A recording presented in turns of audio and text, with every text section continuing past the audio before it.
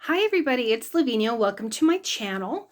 I was watching Crafts and Tea with Janet Kay, who had posted that she had gone to Hobby Lobby and had gotten some fabric, and some fabric that she had gotten was this one, which I had actually had, and I want to say it was a couple of years ago because I didn't do a craft fair last year, so it was probably a couple of years ago, and I made a pot holder, not a pot holder, a hot pad with the fabric. So that just made it pop into my head that because I'm joining the hashtag Tea Tuesday to make some mug rugs. I don't have any more of this fabric, but just wanted to show you, this one was my very first mug rug. And a mug rug is a smaller type of placemat where you can put your,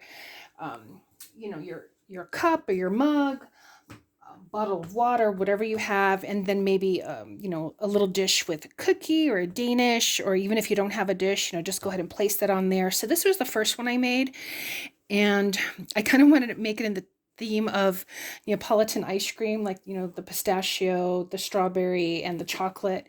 And then this was applique.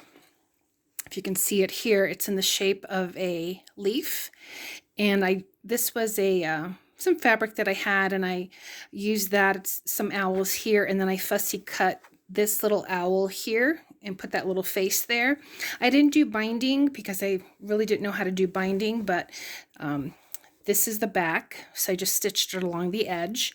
I used fusible web, and it came out, a little bit stiff, but that's okay if that's the look you're going for. Then this was the second one I made, again with the applique, and then just some fabric in here. This is my first attempt at binding as well as free motion quilting. Not that great at it, but this was again a couple of years ago. But this is softer. I used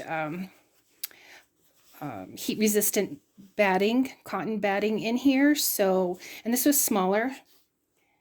And so I thought that I would make a mug rug as part of this hashtag Tea Tuesday, and I'm going to use the same fabric batting or fabric that I used on the back of that one, so I still have some of that. So I thought I would do that for the back, and then for the front I would use this. This is a fat quarter. I would use this for the front, and I started to sketch. I didn't want to do a coffee mug. I kind of did like this little small, maybe to make it smaller, like a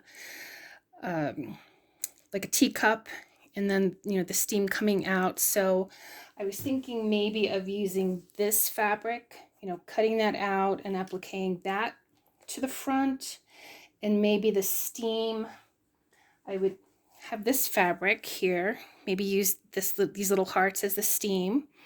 And I have other fabrics here too, little pieces, and maybe here and there I might put like these, for example, these little macaroons or something. And then this is my cotton batting that I'm going to use, and I'm also going to use all cotton thread, I think, even though this isn't going to the microwave, but still. Just something fun to do, when I'm having my Tea Tuesday, to just have this. And I'm also going to use, let's see, bought this at Hobby Lobby. This is the Heat and Bond Ultra Hold. And so you just want to make sure that if you did want to do this, that you're using the one that says that it's good for applique, because I also have this one. This is the vinyl that I use for my vinyl bags. So this just says craft, home decor, and more. But if you're using it for applique, you want to make sure that you get the one that has applique on it. So that's what I'm going to be doing. If you want to see a tutorial on this, just let me know, and I can maybe go ahead and do that today to upload for Tuesday. But thanks so much for watching, everyone. And again, if you want to participate in the tea swaps, just go ahead and leave a comment below in the section below, and it's a fun swap. You just go ahead and swap teas with other folks that are in the swap. Thanks so much for watching. Have a great day. Bye.